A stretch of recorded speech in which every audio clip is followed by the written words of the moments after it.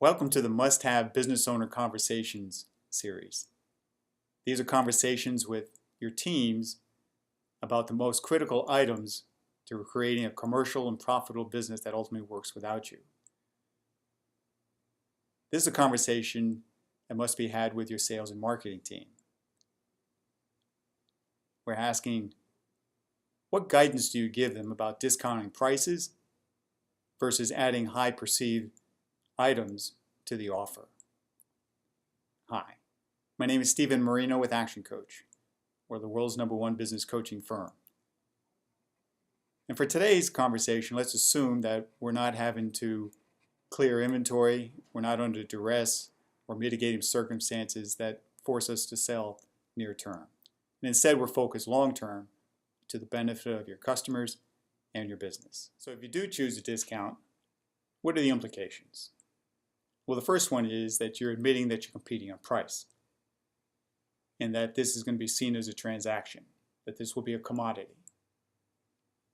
And that customers now know that and know that they can always shop around and that there's nothing that you're going to add to differentiate yourself for them to come back. The second thing you've done is educate them to say that since you will discount, your discount now becomes your base price. It's harder to raise and go back up again after you've already offered this kind of sale. The third thing is that if you attracted a lot of folks to buy, then what you've done is probably give away most of your profit margin. And then the final thing, that implication is that what you lost in margin, you're now going to have to pick up in volume. So you're actually going to have to sell more. So these are the implications associated with discounting your prices. When you choose to add items of high perceived value, and the first thing you do is you actually enhance that offer.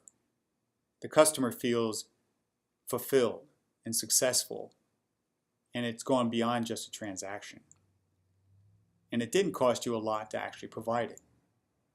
The second thing you did was actually preserve your margins.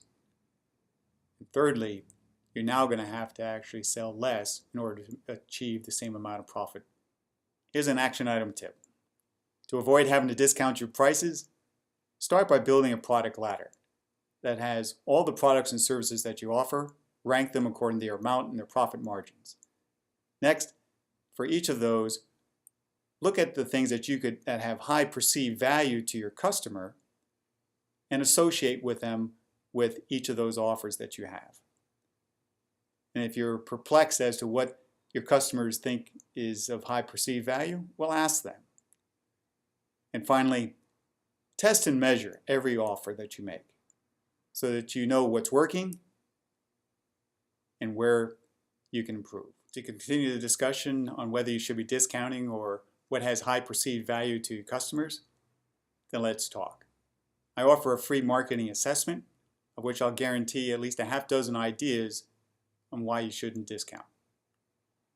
My contact details follow, so let's get started.